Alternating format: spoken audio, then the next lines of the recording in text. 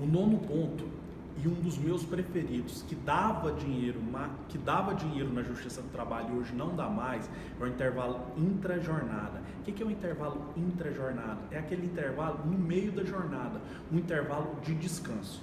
O artigo 71 da CLT diz que a jornada de trabalho de até 4 horas não há necessidade de intervalo. As jornadas de trabalho de 4 a 6 horas há necessidade de no mínimo 15 minutos de intervalo. E as jornadas de 6 horas ou mais há necessidade de no mínimo 1 hora e no máximo 2 horas de intervalo. Ou seja, nas jornadas de 8 horas, que é o que está previsto na Constituição, 8 horas e 44 horas semanais, os intervalos são de no mínimo 1 hora ou 2 horas, conforme acordo, conforme convenção coletiva ou conforme contrato individual de trabalho. O que acontece? Na reforma trabalhista, no artigo 611-A, inciso 3, deu a possibilidade de reduzir a jornada de trabalho. Ou seja, através de acordo coletivo ou convenção coletiva, as empresas com os empregados ou sindicatos de cada categoria podem intermediar e falar assim, por exemplo, os funcionários da construção civil, ao invés de tirar 1 hora de descanso, eles agora gozam 30 minutos. Mas essa redução só pode ser feita através de acordo coletivo e convenção coletiva de trabalho. Lembra quando eu falei que essa ação dava dinheiro e hoje não dá? É na penalidade que está a diferença. Hoje, com a reforma trabalhista, deverão ser pagos só o período suprimido caso o empregado não goze na íntegra o intervalo intrajornada.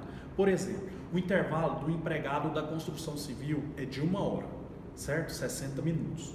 Se ele gozar só 30 minutos, a empresa é obrigada a pagar esses 30 que ele não gozou de forma indenizada, ou seja, esses 30 minutos serão pagos com base no valor da hora acrescido de 50%.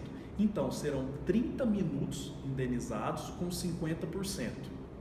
E esse pagamento, esses minutos extras, eles não refletem em 13º salário, em aviso prévio, em férias, FGTS e multa do FGTS. O que ocorria na legislação antiga? O mesmo empregado da construção civil, ele tinha 60 minutos de intervalo. Caso ele gozasse 45 minutos, faltaria só 15 para ele cumprir a 1 hora de intervalo entre a jornada. Mas pela falta desses 15 minutos, pela supressão desses 15 minutos, a legislação determinava o pagamento de 1 hora extra, acrescida dos 50% no mínimo, e essa 1 hora extra refletia em 13º salário, aviso prévio, férias mais 1/3, FGTS com multa do FGTS. Ou seja, a legislação antiga era muito dura no caso da supressão do intervalo intra-jornada. Chegava ao absurdo do empregado gozar 58 minutos, 59 minutos e a legislação mandar pagar 1 hora, por falta de 2 minutos, a legislação mandava pagar 1 hora de intervalo acrescido dos 50%, refletindo nas demais verbas. Com a reforma trabalhista isso mudou e só paga os minutos suprimidos. Com a reforma trabalhista isso mudou e só paga os minutos suprimidos. Então, foi por isso que no início eu falei, antes dava muito dinheiro, hoje não. Hoje é só os minutos suprimidos ainda de forma indenizada.